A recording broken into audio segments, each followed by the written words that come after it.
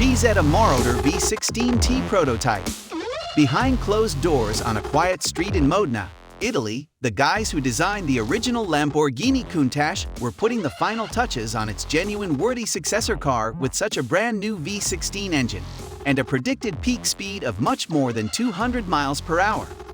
Cizeta is still one of the most unusual, elusive, and stunning supercars ever made.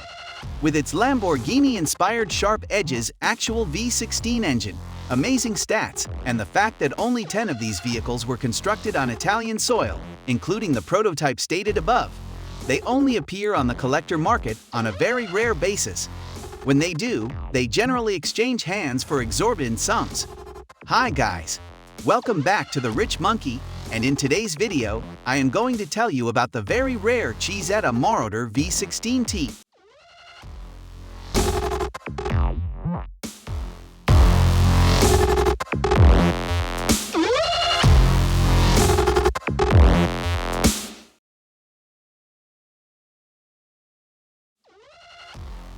The Cizeta V16T was the first and only production vehicle with a V16 engine positioned transversely. The huge engine was paired with a 5-speed manual gearbox. The gearbox was longitudinal and shaped like a T, an idea Gandini first developed for the Lamborghini Miura. The resultant V16, installed transversely in the center rear position, generated 540 horsepower and propelled the Cizeta from 0 to 60 mph in under 4 seconds with a peak speed of 204 mph. The prototype debuted in 1989 at the Los Angeles and Geneva Motor Shows, with the first production vehicles constructed between 1991 and 1995. Technically, you may still order a Cizeta through the Cizeta USA website, but according to internet claims, not a single device has been produced since 2003. The acceleration from 0 to 60 mph took only 4.4 seconds, making it a tenth of a second faster than the normal Lamborghini Diablo and a half second faster than the Ferrari F512TR. Its highest speed was projected to be 200 mph, which was the same as Diablo's first Lamborghini to exceed 200 mph. All was installed on a space frame made from aluminum and tubular metal. In the front and back, the suspension system was comprised of asymmetrical wishbones with coil springs and inboard Coney dampers. Brembo vented discs with suction assist and 4-pot calipers provided stopping power. Pirelli P0 rubber was used to wrap the tires for maximum traction at full power.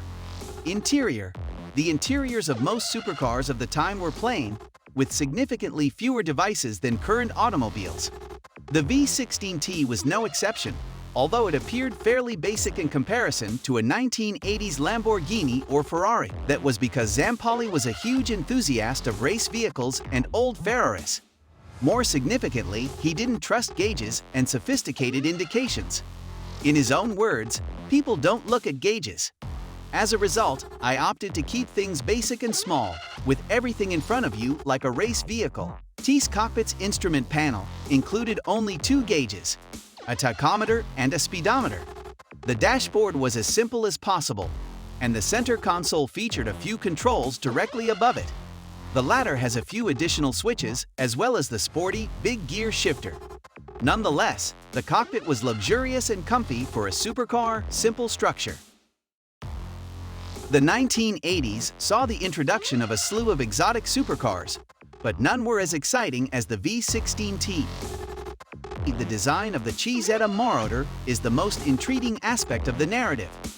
Marcello Gandini, who had designed the Lamborghini Diablo before joining Cizeta, created the automobile.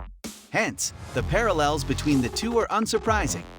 Gandini presented a more extreme first design, but Chrysler, which had purchased Lamborghini in 1987, transferred the concept to its Detroit-based design team, which radically revised it. Gandini took his original ideas to Cizeta after being dissatisfied with the softer form of Diablo. Overall, the Cizeta was a more extreme rendition of the Diablo, with larger fenders and a more aggressive front section. It sported rectangular tail lights which extended toward the back haunches, as well as a spoiler-style wing atop the engine hood. These ideas were diametrically opposite to those employed by the majority of supercar manufacturers in the 1980s. The one and only 1988 Cizeta Moroder V16T will be auctioned off by RM Sotheby's in January 2022. The automobile is not only the first example of one of the era's most bizarre cars, it is also the sole model to bear the name of initial investor Giorgio Moroder. Yes, the same Giorgio Moroder who is often regarded as the father of disco. That's all for today. Thanks for watching. Check out other videos on the suggested box and enjoy!